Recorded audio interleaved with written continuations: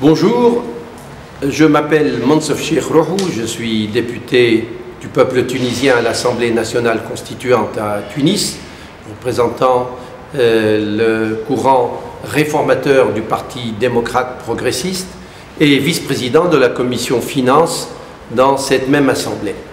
Je voulais d'abord vous féliciter pour la tenue de votre réunion annuelle. La TAG est importante pour vous, mais elle est importante pour nous tous en Tunisie aussi. Je voudrais dans quelques minutes vous dire pourquoi. La TAG regroupe la vraie richesse de la Tunisie, parce que la Tunisie n'est pas connue par son pétrole ni son gaz qui la font vivre. Elle est un peu connue par son phosphate, mais ce n'est pas suffisant.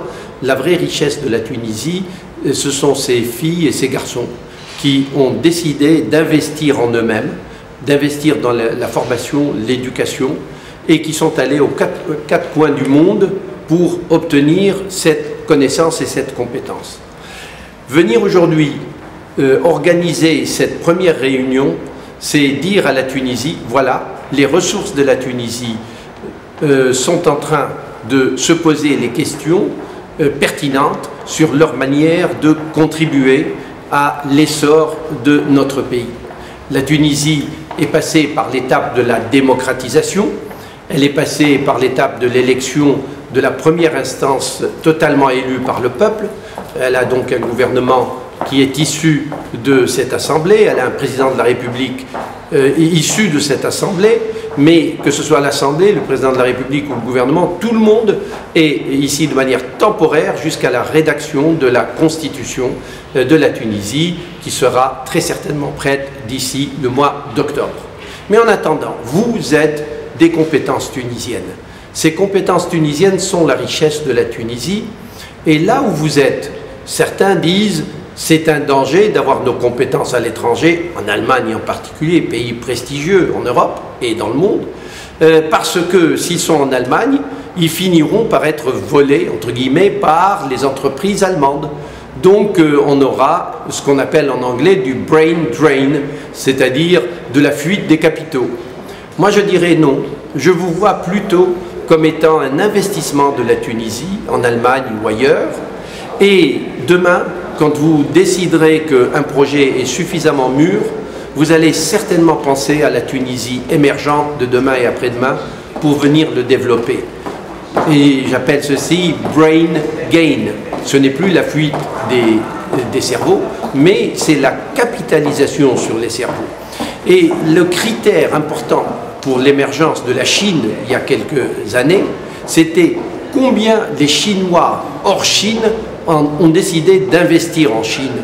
Et on s'aperçoit que le premier milliard de dollars investi en Chine n'était pas le fait d'Américains ou d'Européens, il était le fait de Chinois installés à Singapour. Donc en Tunisie, ce qui est recherché aujourd'hui, c'est l'association de votre compétence, de votre cerveau, de votre aussi expérience aux conditions d'investissement pour que la Tunisie, qui a réussi sa transition démocratique, réussisse aussi son décollage économique et social. Alors en quoi vous pouvez tout de suite mettre cela en musique?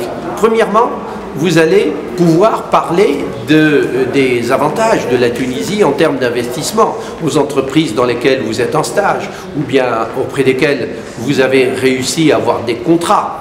Ces entreprises-là ont intérêt à connaître les avantages de la Tunisie en tant que pays contributeur à leur filière de production. Deuxièmement, vous allez aussi parler aux investisseurs potentiels qui viendraient investir ou avec vous dans votre projet personnel ou avec leur entreprise en recrutant des Tunisiens et des Tunisiennes, mais en bénéficiant de vos conseils. Et là, vous avez un rôle important parce que l'investissement étranger en Tunisie est important. Le nombre d'entreprises étrangères en Tunisie ne cesse de croître malgré la crise et ceci est dû au fait que les conditions d'accueil sont importantes, mais d'un autre côté, la qualité de la main-d'œuvre tunisienne, si on la laisse travailler, et j'espère qu'on la laissera travailler, est aussi très importante. La question qui se pose, c'est comment faire pour que des Tunisiennes et des Tunisiens investissent en Tunisie. La Tunisie s'est dotée de toutes les composantes de l'émergence. Il lui manque la composante la plus importante, qui est celle de la dotation des petites et moyennes entreprises, de l'investissement dans les nouveaux projets, de l'investissement dans ce qu'on appelle les green fields et même dans les brown fields, des entreprises qui viennent de démarrer ou qui vont démarrer.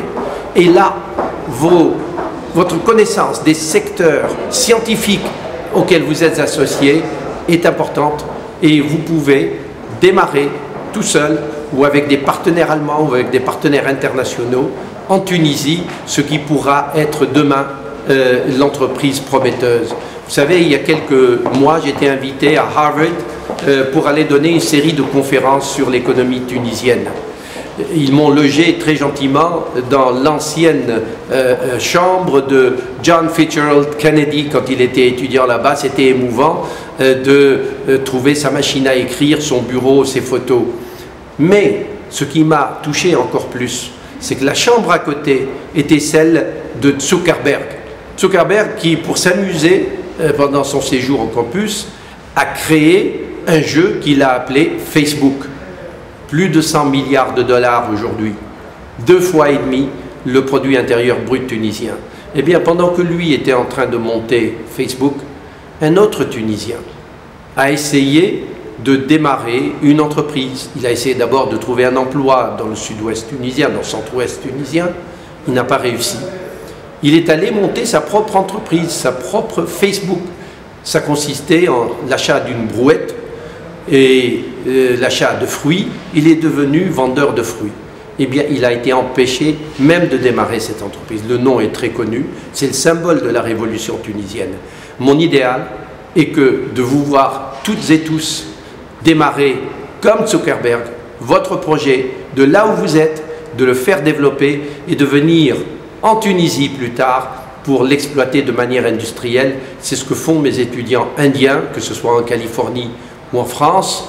Ils développent l'idée, ils développent la start-up et quand il s'agit de l'exploiter industriellement, eh bien ils retournent en Inde, ils retournent à Bangalore et nous savons que l'Inde est un pays émergent. Je vous invite à être les agents de l'émergence de l'économie et de la société tunisienne.